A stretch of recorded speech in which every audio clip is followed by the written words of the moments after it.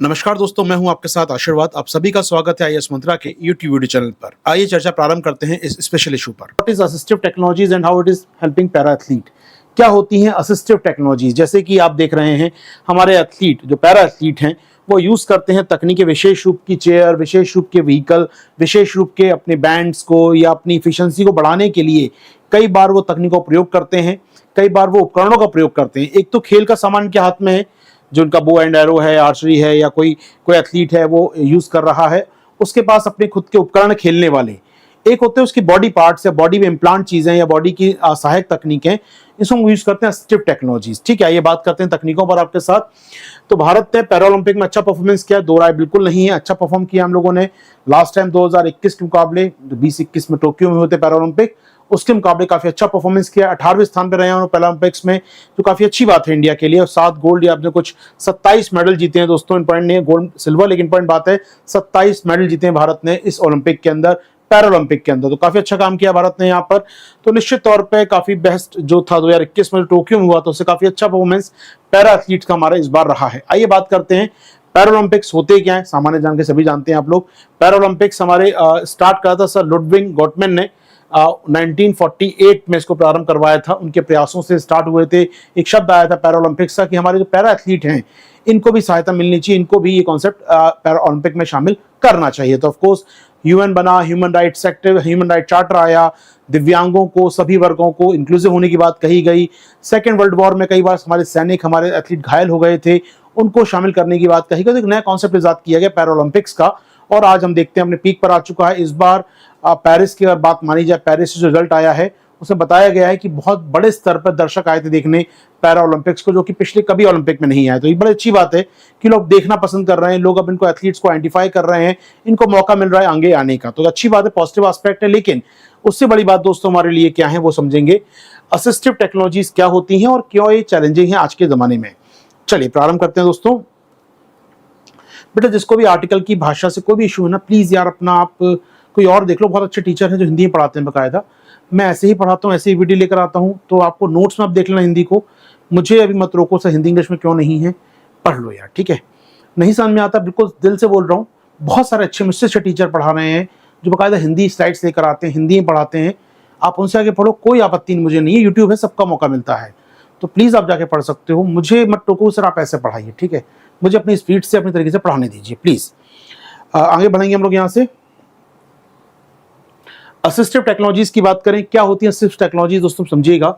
यहाँ पर ऐसे सिस्टम या ऐसी तकनीकें या ऐसे उत्पाद आपने देखा जो इंडिविजुअल्स में लगाए जाते हैं उनकी इफिशिएंसी को बढ़ाने के लिए, उनकी दक्षता को बढ़ाने के लिए दोस्तों, ठीक है। तो डिसेबिलिटीज जो हमारी हैं उनको दूर करने के लिए कई बार आप मशीन लगा रहे हैं, कान में सुनने की मशीन लगा रहे हैं, मोबिलिटी लगा रहे हैं, उनके विजन को इंप्रूव करने के लगा रहे हैं, कुछ कम्युनिकेट कर पाए हमारे एथलीट उसकी लगा रहे हैं, जो हम डेली लाइफ में यूज करते हैं।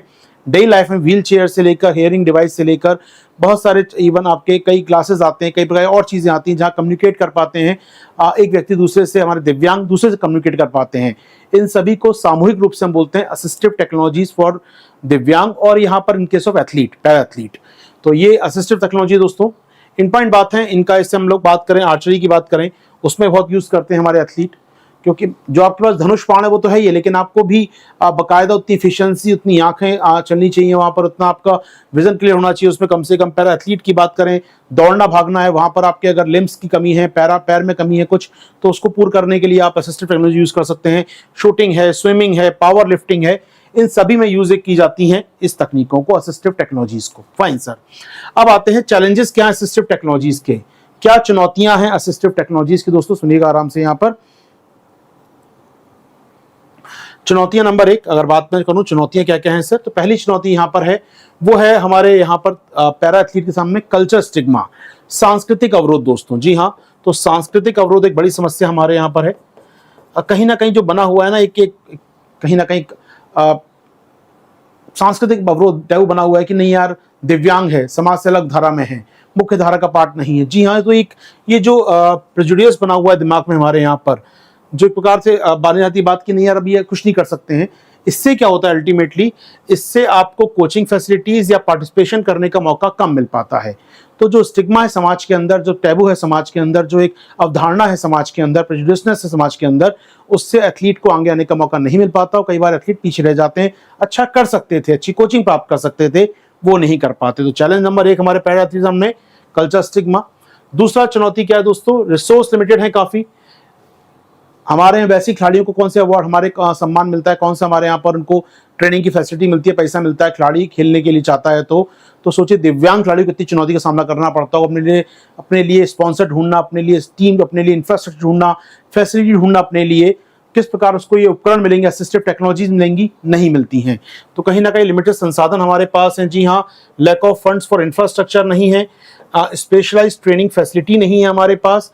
जो थोड़े फैसिलिटी है वो हमारे मुख्य मेन स्ट्रीम या कहना चाहिए एबल्ड बॉडी एथलीट के लिए है हमारे पास, हमारे दिव्यांग एथलीट के लिए कोई इंफ्रास्ट्रक्चर फैसिलिटी तक नहीं है। तीसरा चैलेंज हमारे सामने दोस्तों, इंजरी रिस्क और साइकोलॉजिकल स्ट्रेस। इंजरी रिस्क क्या है, चूंकि अगर हम देखें तो हमारे एथलीट होते हैं, पैरा एथलीट, इनकी इंजरी हो सकती है, नॉर्मल एथलीट को इंजरी होती है, एक सामान्य एथलीट को या बॉडी एबल्ड अगर मैं कहूं तो इंजरी होती है। तो आप जानते हैं आपके डॉक्टर हैं, आपके पास पूरा मेडिकल स्टाफ है, लेकिन वैसे ही आप दिव्यांग हैं, दिव्यांग में अगर इंजरी होती है तो वहां पर आपको मालूम है किस प्रकार की इंजरी हो रही है, यहाँ पर किस प्रकार का स्ट्रेस पड़ रहा है। कई बार साइकोलॉजिकल स्ट्रेस तो रहता ही रहता है, दिव्यांग होने के चलते समाज में जो अवहेलना झेलनी पड़ रही है उसके चलते इनको साइकोलॉजिकल स्ट्रेस का सामना भी करना पड़ता है। जी हाँ, मनोवैज्ञानिक दबाव भी और चोट का जोखिम भी हमेशा रहता है हमारे पैरा एथलीट के सामने। इसके अलावा दोस्तों एडेप्टेशन नीड्स की बात करें, कहीं ना कहीं अनुकूलन आवश्यकता, मतलब क्या है, आपके अनुकूल चीजें तैयार करना। मान लीजिए किसी की हाइट कम है, पैरा एथलीट की, हमने कल देखा हमारे नवीन ने लगभग 4.5 फीट के हैं और क्या उन्होंने भाला फेंका और गोल्ड मेडल जीता वहां पर उन्होंने। ये दिखाता है कि आपकी आवश्यकता अलग होगी, आपके लिए ट्रेनिंग फैसिलिटी को कस्टमाइज करना पड़ेगा, आपके लिए भाले के साइज को, जेवलिन के साइज को कस्टमाइज करना पड़ेगा। जी हाँ, तो कहीं ना कहीं कोचेस जो हैं, जो हमारे प्रशिक्षक हैं, वो टेलराइज करना चाहते हैं, वो कस्टमाइज करना चाहते हैं अपनी ट्रेनिंग अप्रोच को। सामान्य ट्रेनिंग नहीं चल पाएगी ना इनके लिए, इनकी आवश्यकताओं के हिसाब से ट्रेनिंग देनी पड़ेगी, इनकी स्ट्रेंथ क्या है, इनकी कमजोरियां क्या है, उसके हिसाब से ट्रेनिंग देनी पड़ेगी। कोई सिंगल फॉर्मूला नहीं है बना दिया और सब पे चालू हो गया, इनकी आवश्यकताओं के हिसाब से आपको ट्रेनिंग देनी पड़ेगी। यानी चुनौतियां इनके सामने कोचिंग प्राप्त करने की भी है, अच्छे अनुकूलन माहौल की भी है। तो ये चुनौतियां को दिखती हैं पैरा एथलीट के सामने हमारे यहाँ पर। क्या किया जाए, क्या किया जाए, फिर हमारे पैरा एथलीट कैसे आगे बढ़ेंगे दोस्तों, तो क्या किया जाए सुन लीजिए यहाँ पर। क्या किया जाए, पहली बात फंडिंग बढ़ाइए जनाब, उसके बिना काम नहीं चलेगा। हमारे एथलीट के लिए फंडिंग बढ़ाइए, इंफ्रास्ट्रक्चर बेहतर कीजिए, इनको सुविधाएं दीजिए, फंडिंग को बढ़ाए बिना काम नहीं चलने वाला। दूसरा काम, मीडिया कवरेज अच्छा होना चाहिए। पहली बात तो मीडिया कवरेज नहीं होगा तो स्पॉन्सर कहां से मिलेंगे यार, मीडिया कवरेज होगा, लोगों को पहचान मिलेगी। आज नवीन का नाम देश जान रहा है, अविका का नाम देश जान रहा है, बहुत सारे नाम जो पैरा एथलीट का नाम जान रहा है देश हमारा, जिससे इनको स्पॉन्सरशिप मिलना आसान होगा। और जब स्पॉन्सरशिप मिलेगी तो निश्चित तौर पे आगे बढ़ने का मौका मिलेगा। आगे स्पॉन्सर मिलने से आगे सहायता मिलेगी और वित्तीय सहायता मिलने से असिस्टिव टेक्नोलॉजीज का प्रयोग भी बढ़ा पाएंगे। जी हाँ, तो मीडिया कवरेज मिलना चाहिए, बहुत जरूरी है, इससे कहीं ना कहीं स्पॉन्सर आते हैं इनके पास। तीसरा पॉइंट, बेहतर अवसंरचना हो और वहां तक पहुंचने की योग्य सुविधाएं हो। Improved accessible sports facility, sport facility, ground बना है, ग्राउंड तक अंदर जा ही नहीं पा रहा दिव्यांग हमारा, वहां पर रैम वॉक नहीं हो सकती, वहां पर उसके लिए उपकरण नहीं जा पा रहे, तो क्या मतलब उस ग्राउंड होने का। तो ग्राउंड हो, इंफ्रास्ट्रक्चर हो, वहां तक जाने के लिए एक्सेसिबिलिटी हो, उसकी पहुंच योग्य हो उसकी। जी हाँ, तो हमें क्या करना होगा, पहुंच बढ़ानी होगी दिव्यांग की अपने इंफ्रास्ट्रक्चर तक। इसके अलावा कहीं ना कहीं हमें सामाजिक इस दुविधा को तोड़ने के लिए मुख्य धारा में समाज को भी शामिल करना होगा, समाज में दिव्यांग को जगह देनी होगी। और कहीं ना कहीं सामाजिक जो स्टिग्मा है, टैबू उसके दिमाग के अंदर है, समाज के अंदर भी कहीं ना कहीं कि यार दिव्यांग है कुछ नहीं कर सकता, ये अवधारणा को तोड़ना होगा। उसके लिए कम्युनिटी पार्टिसिपेशन बहुत जरूरी है, सामुदायिक भागीदारी बहुत जरूरी है उस सामाजिक बंधन को तोड़ने के लिए। इसके अलावा दोस्तों और क्या करना होगा, हमें R&D निवेश करना होगा, हमें अच्छी तकनीकों पर, अच्छी असिस्टिव टेक्नोलॉजीज पर, कि कैसे व्हीलचेयर अच्छी हो सकती है, कैसे हेयरिंग डिवाइस अच्छा हो सकता है, और निवेश करें, R&D नवीन तकनीकें बनाएं और हम अपने खिलाड़ियों तक, अपने दिव्यांगों तक पहुंचाएं। तो शायद ये दिव्यांग और ज्यादा मेडल ला सकते हैं, 27 का 270 मेडल भी हो सकते हैं। चाइना के इस बार टॉप पर है चाइना, नंबर ऑफ मेडल्स देखिए, नियरली 200 मेडल्स लेकर आया चाइना। हम 27 मेडल, 200 मेडल लेकर आए, तो नो डाउट अगर सुविधाएं दी जाएं, हमारे एथलीट भी काफी अच्छा कर सकते हैं ग्लोबल स्केल पर। दोस्तों उम्मीद करूंगा मेरी बात पहुंच पाई होगी आप तक। ये सरकार ने क्या क्या किया है अब तक यहाँ पर इनके लिए, सरकार ने दिव्यांग हमारे एथलीट्स के लिए क्या किया है सुन लीजिए जरा। सरकार क्या कर रही है, पहला काम सरकार ने 2007 का एक यूएन कन्वेंशन स्वीकार किया है। जी हाँ, यूएन कन्वेंशन ने स्वीकार किया है 2007 का। पूरा नाम कन्वेंशन का united nation convention rights of RPD, rights of convention with person with disability, UNCRPD बोलते हैं इसको हम लोग, यूएनसीआरपीडी, यानी कि united nation convention of rights of person with disabilities. जो यहाँ पर दिव्यांग व्यक्ति है उसके अधिकारों पर यूएन कन्वेंशन, दिव्यांग व्यक्तियों के अधिकारों पर यूएन कन्वेंशन 2007 में साइन किया, और इस कन्वेंशन को लागू करने के लिए 2019 में हमने कानून पास किया, दिव्यांग अधिकार कानून। जी हाँ, हमारे पास कानून भी है बकायदा। यहाँ पर दिव्यांगों को अधिकार दिया, rights of person disabilities act हमारे पास है, दिव्यांग व्यक्तियों को अधिकारों का कानून हमारे पास है, 2019 में संसद पास कर चुकी है। तो कहीं ना कहीं दिव्यांग अधिकार में कहा गया है कि एक्सेसिबिलिटी देनी होगी, उसमें 3 वर्ड यूज किया गया। कहीं ना कहीं आपको इंक्लूसिव होना होगा, एक्सेसिबल होना होगा, और दिव्यांगों के लिए हमें अफोर्डेबल होना होगा। कहीं ना कहीं एक्सेसिबिलिटी की बात कही गई है। भारत सरकार ने, सुनिए थोड़ा बता दूं मैं आपको जानकारी देने के लिए, यहाँ पर 2007 में कन्वेंशन साइन किया, UNCPRPD, rights of person with disabilities convention pass किया है। फिर हमने कानून 16 में लेकर आए थे, 19 में पास किया कानून को हमने, एक्ट पास किया इसी नाम से RPD act, rights of person with disability act पास किया। उसी साल हमने लॉन्च की दोस्तों, स्कीम लॉन्च की भारत में, 17 में स्कीम लॉन्च की थी, एक्सेसिबल इंडिया। एक्सेसिबल इंडिया क्या मतलब इसका, हिंदी में कहा जाए तो एक्सेसिबल मतलब पहुंच, आपकी एक्सेसिबल हो, आपकी लाइब्रेरीज, आपके पब्लिक इंफ्रास्ट्रक्चर, बसों में, ट्रेन में, वोटिंग बूथ में हम लोग जा पाए, दिव्यांग जा पाए, एक्सेसिबल इंडिया होना चाहिए। तो वो एक्सेस कर पाए हर जगह को। तो ऑफकोर्स पैरा एथलीट भी शामिल होंगे इसमें, खिलाड़ी भी शामिल होंगे, एक्सेस कर पाए स्टेडियम्स को, एक्सेस कर पाए कोचिंग फैसिलिटीज को, ये हमें देखना होगा। एक्सेसिबल इंडिया लॉन्च किया। इसके अलावा खेलो इंडिया कार्यक्रम सरकार ने लॉन्च किया 17 में। खेलो इंडिया दोनों एथलीट के लिए, हमारे जो फुल बॉडी एबल्ड हैं और दिव्यांग हैं, दोनों के लिए हमारा खेलो इंडिया कार्यक्रम है दोस्तों। तो खेलो इंडिया पैरा गेम्स हमने लॉन्च किए देश के अंदर पहली बार, और खेलो इंडिया कार्यक्रम लॉन्च किया हमने। तो खेलो इंडिया पैरा गेम्स लॉन्च किए गए।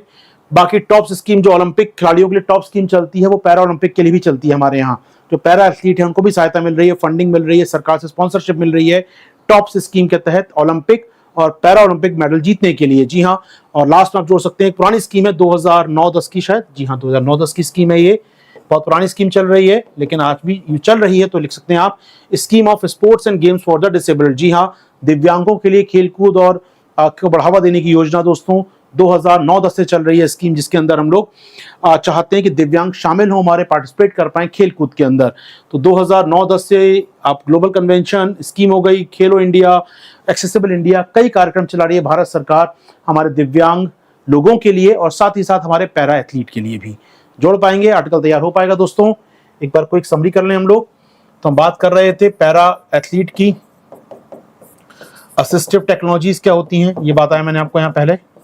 फिर हमने बात की हमारे खिलाड़ियों के सामने क्या चुनौतियां आती हैं, चाहे वो सामाजिक हो, चाहे वो वित्तीय हो, चाहे वो एक्सेसिबिलिटी का ना होना हो, या फिर वो इंजरीज का रिस्क हो, या साइकोलॉजिकल रिस्क उनके सामने, या फिर कहीं ना कहीं एक प्रकार से हमारे खिलाड़ियों को जो सामना करना पड़ता है चुनौतियों का, अलग प्रकार की टेलराइज कस्टमाइज समस्या उनको होती हैं, वो समस्या वहाँ पर है। क्या करना चाहिए हमको इन खिलाड़ियों के लिए दोस्तों, 3-4 पॉइंट बताया मैंने आपको। यहाँ पर फंडिंग देनी होगी, मीडिया कवरेज देना होगा, समुदाय को आगे आना होगा, R&D करना होगा, निवेश को बढ़ाना होगा, स्कीम लानी होगी हमें अपने खिलाड़ियों के लिए दोस्तों, ये करना होगा। सरकार क्या कर रही है, तो सरकार ने कन्वेंशन पास किया है, सरकार ने एक्ट पास किया है, सरकार ने एक्सेसिबल इंडिया स्कीम लॉन्च की है, खेलो इंडिया स्कीम लॉन्च की है, टॉप स्कीम लॉन्च की है, और scheme for sports for disable 2009-10 की स्कीम लॉन्च की है। तो ये सारे काम कर रही है। उम्मीद कर रहा हूँ आंसर तैयार होगा, टॉपिक तैयार होगा आपका। तो दोस्तों कैसा लगा ये वीडियो आपको बताइए कमेंट बॉक्स में। आप ज्वाइन कर सकते हैं मेरे संग मेरी करंट अफेयर्स क्लासेस दोस्तों, जो उपलब्ध हैं जीएस विद आशीर्वाद ऐप के ऊपर, जहां डेली क्लास होती है और नोट्स प्राप्त होते हैं। इसके अतिरिक्त आप जुड़ सकते हैं ऐप पर हमारे पीटी और मेंस के विशेष कार्यक्रम पर। लॉगिन कीजिए हमारी ऐप पर। Thank you.